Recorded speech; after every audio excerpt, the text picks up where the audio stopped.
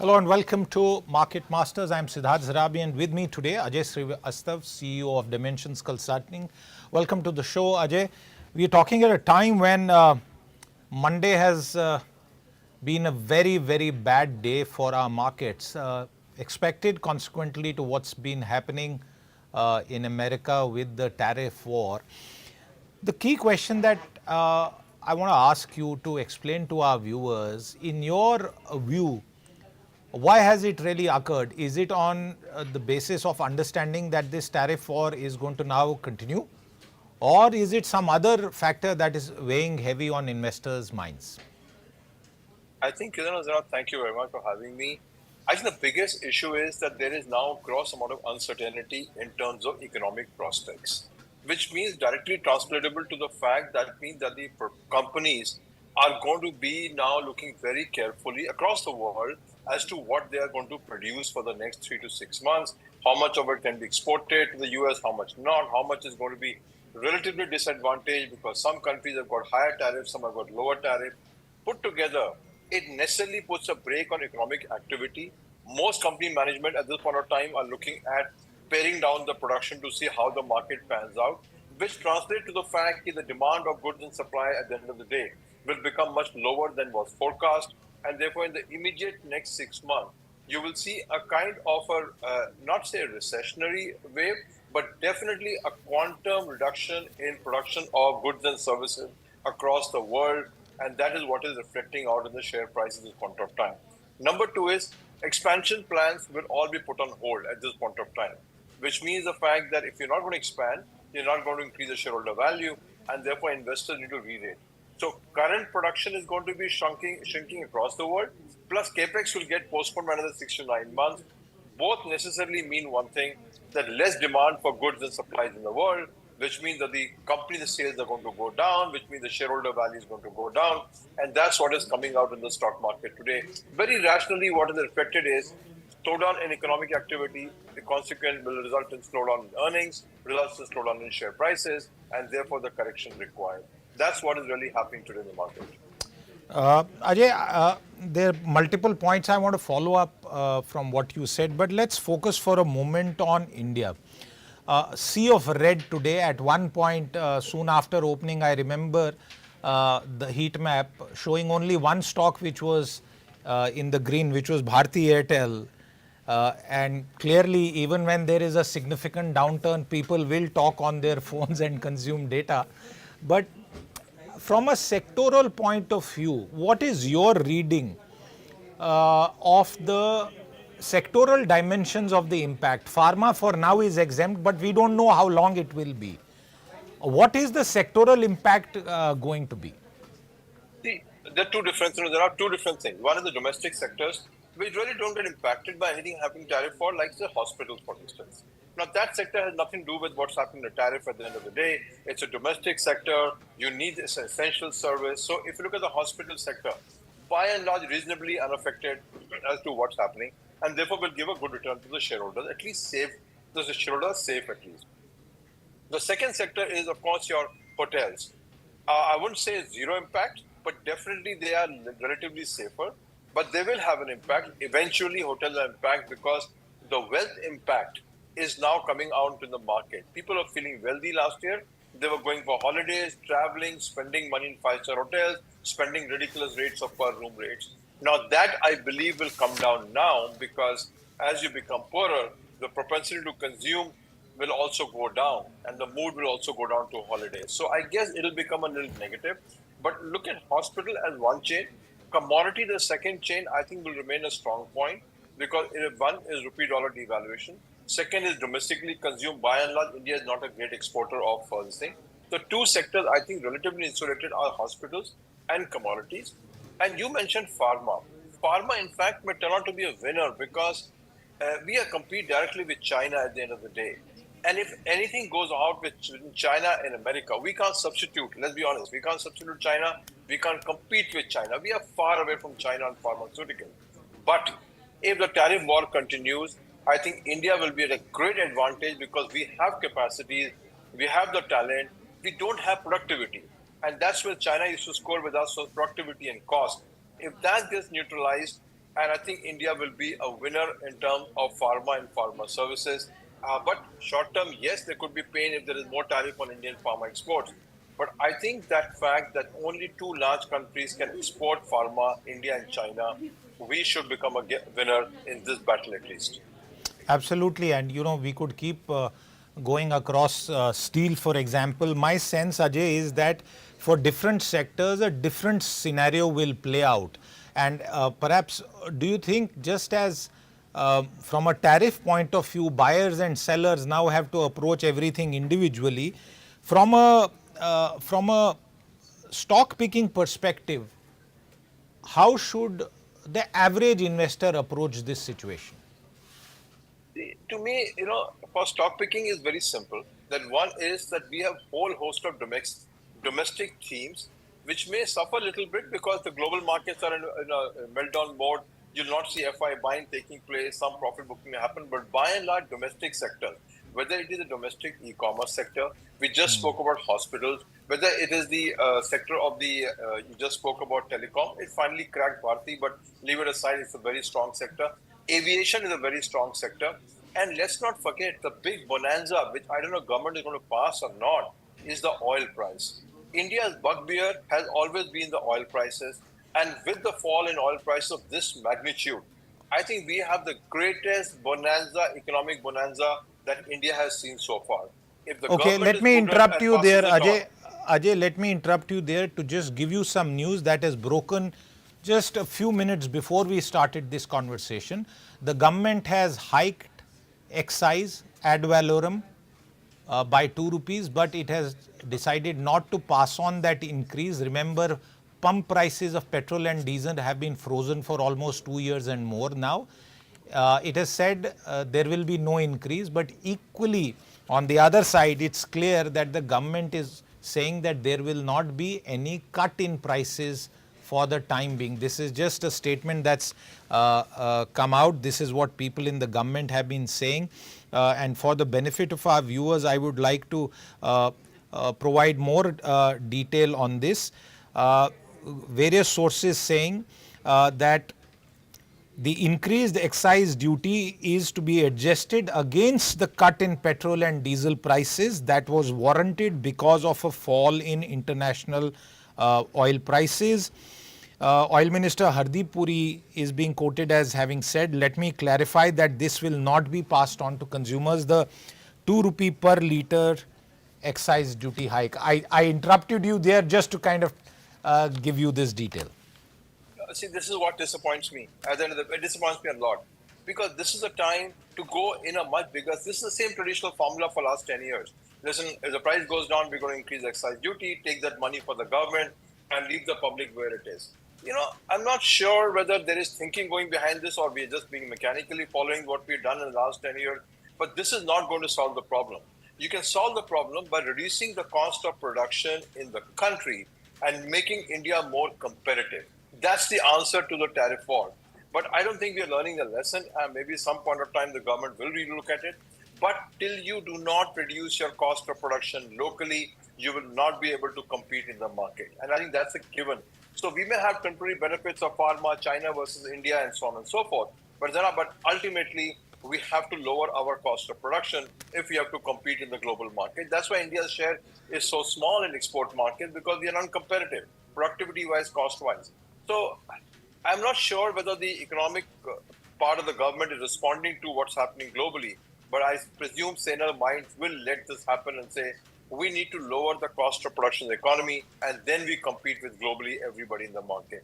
Till that time, we have a disappointment. But coming back to the theme, at the end of the day, it doesn't matter if money has gone to the government or 2 rupees. But oil price reduction has two major implications for us. One, cost of India import goes down. Therefore, a balance of payment remains much more robust. Second is, at the end of the day, government is able to therefore fund the expenditure in the same manner. And net, India benefits. So I think India will benefit for oil prices at the end of the day. Particularly aviation companies, I think will have a significant benefit at what's transpired. It's almost, 15% lower oil prices in 2 weeks' time. Unprecedented it is. So there are silver linings to the dark cloud of a Trump tariff. But I think important is which country can use the levers to reposition itself in the global market. It's all in the open. We don't have to compete not with China. China, the disadvantage of America. We just have to ensure we walk in and claim our share. Since we are speaking about cuts, the MPC meeting has also begun. I want to ask you, in terms of the MPC view, uh, do you expect the Reserve Bank of India, the MPC, to take a call and ease further? I think so. I think so.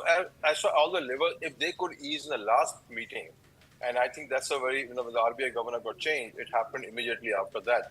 There is no reason now not to take it forward and remove another 25 basis point.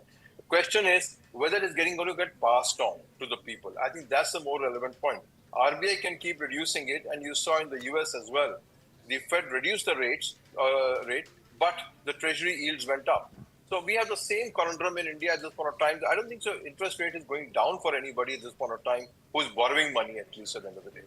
People who are giving to the bank FDs, I think, are seeing a certain amount of withdrawal of special rates. But I don't think so. Borrowing cost is going to go down. So technically, I think 25 basis points is up for the given. It will be done, I think, in this meeting. But whether it will give a benefit to the economy, on that, I think I'll hold my judgment to see. Let's see how the transmission takes place. Okay. Let me therefore ask you, in terms of the bottom, are we there or is some distance still left? And I ask you this question, hoping that you'll also try and draw parallels with COVID when it hit us and when the first lockdowns were announced. Is there a comparison in terms of the bottom that we can draw lessons from? Well, it will be a brave man to guess bottoms and tops of the market. I think that's, I can do it from a grave, perhaps one day is enough, but not in the real life sense, believe me. But if you're asking me, did we go long at the bottoms today? The answer is yes. As a company, we did that today. So, I don't know what the bottom is of the market at the end of the day, but yeah, we are pretty well in the correction curve, pretty deep on the stock prices, even if the worst case scenario happens. So to that extent, you're really at a zone, one would say zone of comfort in terms of bottoms. Nobody thought 1,000 point could happen on a Monday, but it did happen, it recovered. So I would say, look at it differently, say, if you were building a position, this could be a very interesting starting up point to build the position. It's not all in. If people know poker, it means it's not all in. But I would certainly say you need to put the bet on the table on the side of plus than minus. Going forward, what will guide and handhold investors? What should they be considering? Will it be valuation becoming more reasonable and comfortable, or the macro stabilization, or central bank intervention, or a mix of all of this? Well, I think investors need to find comfort with what's happening in global markets. I don't think if global markets don't stabilize, India can stabilize on its own. Looks unlikely as a scenario. Of course, a lot of government policies can come and change it. Tomorrow, if they come and do the GST rejig, let's assume the fact that government has been contemplating but not doing it, GST reduction, or maybe even the two-wheelers, which have been in the pipeline a long time, it can change the market dynamics overnight. If they reduce the rates for all the transactions that you're doing, it can do wonders to CDSL, etc., the shares which are there. So government policy can, of course, change dramatically everything. Anti-dumping duties can change the fortunes of industry. We saw what happened to solar the moment anti-dumping duty came in. So I would say at this point, I think our only redemption is government policies and changes which can change the mood of the market. Otherwise, serious FI buying can change the mood of the market. I don't think domestic investor has an appetite to buy significantly at this point of time. So it's back to FIs and change in government policies to change the mood of the market. Otherwise, you will see selling at every rally in India, which what happened just now when the market went up. A lot of people sold, booked profits. Same thing will happen. So GST, government policy, and FI buying, I think, are the 2 or 3 variables which can change the dynamics of the market. It's not going to be domestic buying this time, unfortunately. That's quite interesting, because many a times in the past, when I've spoken to experts like you, the overall importance and weight given to government policy was limited, but clearly things have changed. Let's focus for a moment on the Make in India theme from a stock perspective. Ajay, you've seen the Make in India theme pan out from a company perspective over the last several years. Do you think the overall Make in India theme is now under, and the manufacturing theme, particularly where there is an export contribution, that will come under question? Because the scenario that one can talk about is the breaking of supply chains, established supply chains. And that will therefore have an impact on the manufacturing theme. Just to give you one example, most of Apple's iPhones are either manufactured in China or India. I think a vast majority are manufactured in these two countries. The Chinese manufactured iPhone on paper is now 54% more expensive, and the Indian manufactured is 26% more expensive. Given all the uncertainty, do you think the Make in India manufacturing theme has come under question in our markets? Okay, Zanav, let me first correct you. I don't think the price change would be 56% because the cost of the phone is negligible compared to what the Apple sells it at. So the tariff is not going to give the impact in terms of price. So I think some people have got the calculations wrong. It's not going to be very significant. Okay. The important part is what you answered was, is the Make in India, what's going to happen to the theme? The theme, as the government himself acknowledged itself, that has not worked well. And the reason for that is the fact that you've got to be naturally competitive in an area. Yes, you have an odd company which has done assembly of phones and say, we have done this, but what does it do without subsidy? Because the moment the subsidy ends, which it will end, because it has to keep growing for it to get subsidy, this company will fall apart and says, what do we do next? So at the end of the day, any subsidy-determined export initiative, and you have seen it, no Indian established group really took the benefit of this because these are long-term commitments. You can't make them on a short-term benefit to somebody. And as you've seen in the tariff war, this benefit will start getting counted against you in any tariff negotiations.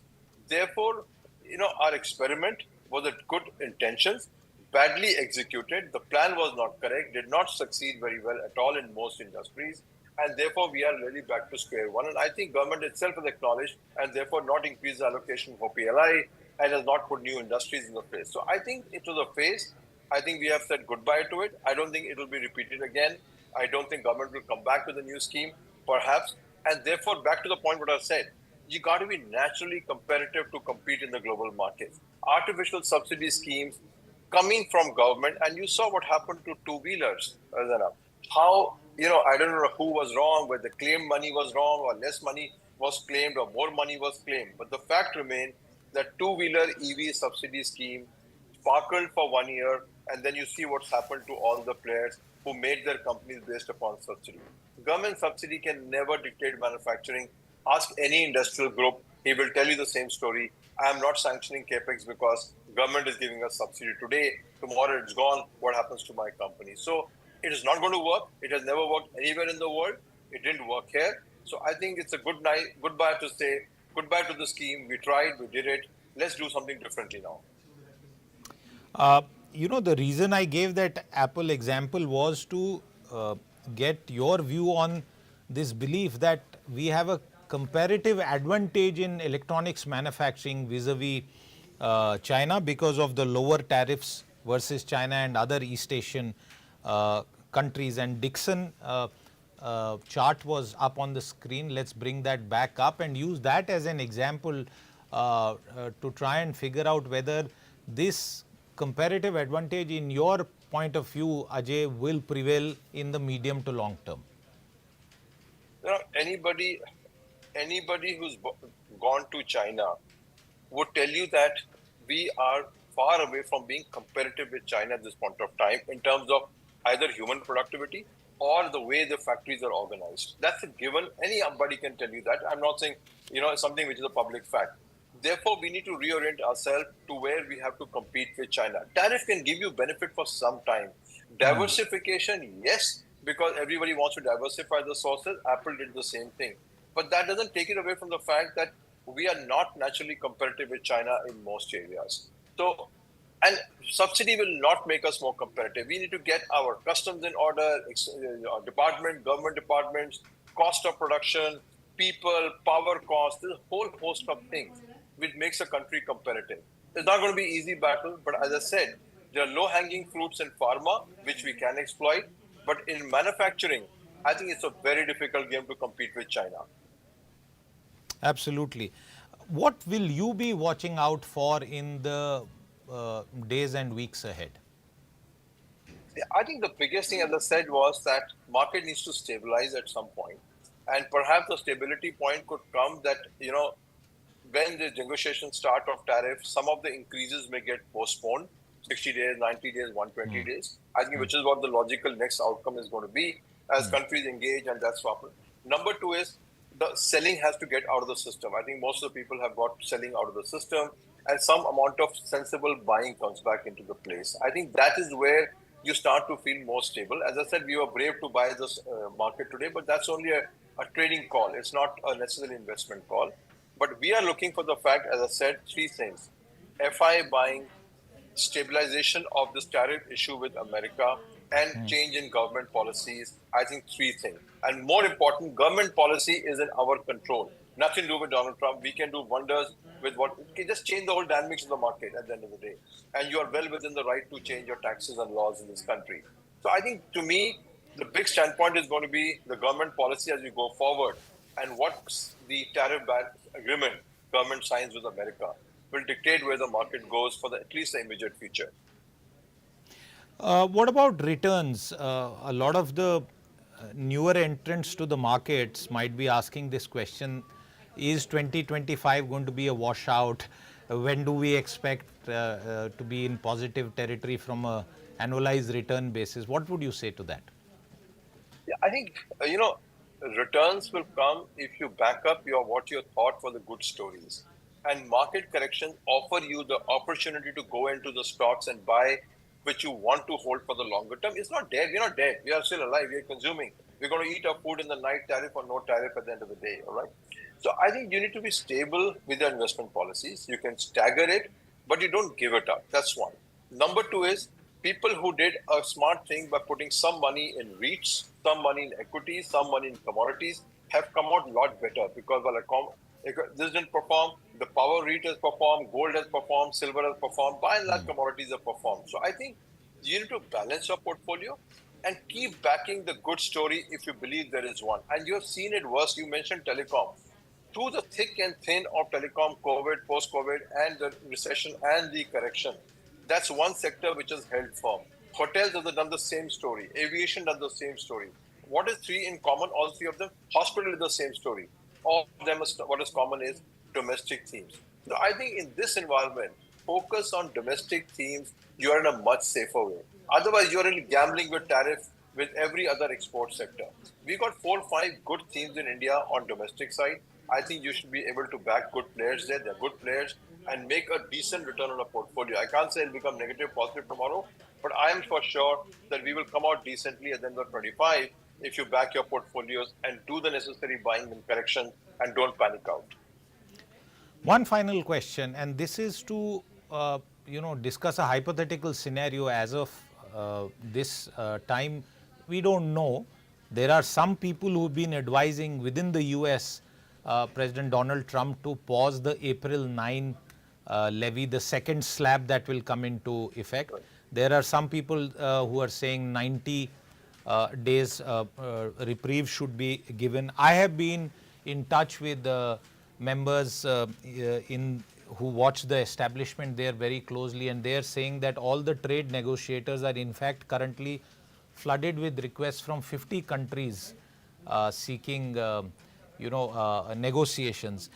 Suppose there is a pause on 9th of April, will that change sentiment and provide a newer direction? Oh, of course, absolutely. At least give you relief that we have 90 days to sort out things. And I think that will give a relief because one, the trade in the world will start. What's happened today is now the trade has stopped in the world. People are not shipping goods anymore, not knowing when they land, what is the rate of duty going to be. So whether you're a buyer or a seller, both an uncertain zone. Suddenly the world trade has come to a halt vis-a-vis America. And obviously between us also, because if I'm selling a product to say UK, to make a product to sell to America, even that goes out of the window. And certainly for perishables like shrimp industry for India, it's a boon that is 90 days postponement means the present crop can at least go out what is already in the warehouses and so on. So I think it's been a great relief. It'll be a great boost. Market will see a recovery based upon that mood at this point of time. 90 dollar, but because to be honest enough, and we must confess, none of us actually thought that this deadline will come so fast and furious from America. We all thought he will do it over time, but it just came and caught everybody unawares. And once that time is available to adjust, I think market will also feel a lot more comfortable. From a global markets perspective, particularly the US market, is the Trump bump over?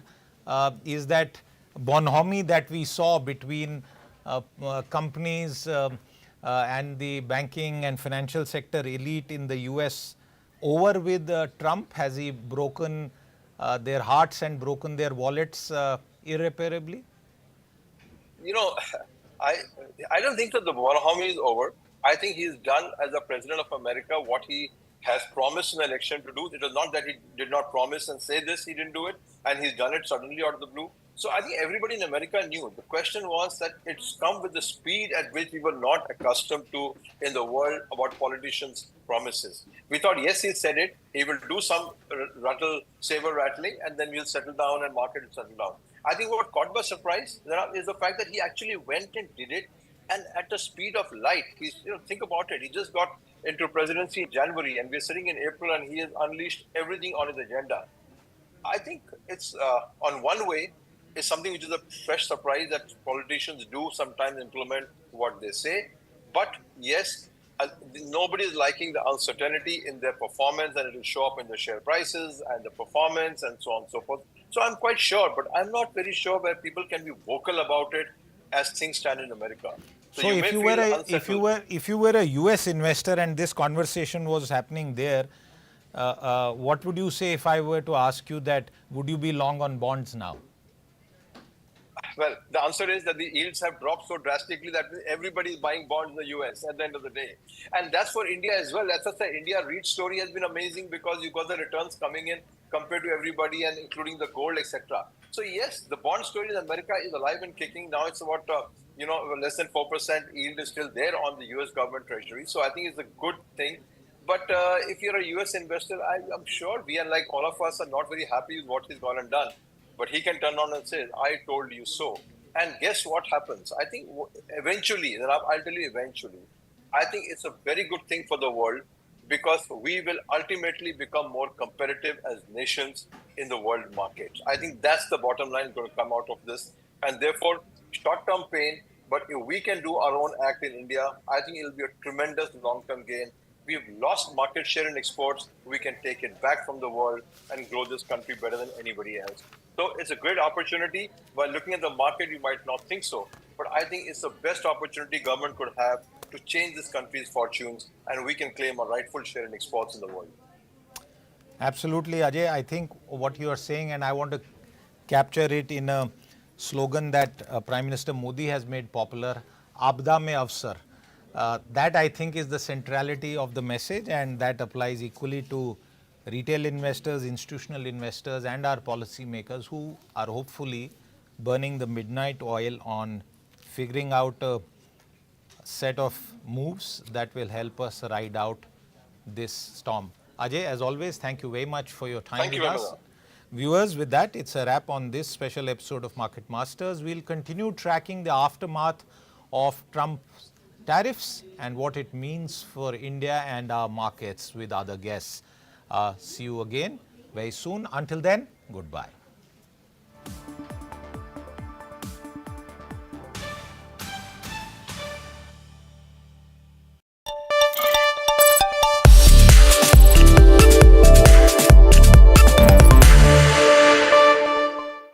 Kind of like a logical disconnect between the stories, the competing stories that your team is using to attack President Trump. On the one hand, you're saying that the countries are really angry and they're going to have to retaliate. On the other hand, you're saying that consumers are going to bear the costs and it's going to drive inflation up. But if U.S. consumers are bearing the costs, there's no reason for the countries to be angry. So the fact is the countries are angry and retaliating. And by the way, coming to the table, I got a report from the USTR last night that more than 50 countries have reached out to the president to begin a negotiation. But they're doing that because they understand that they bear a lot of the tariff. And so I don't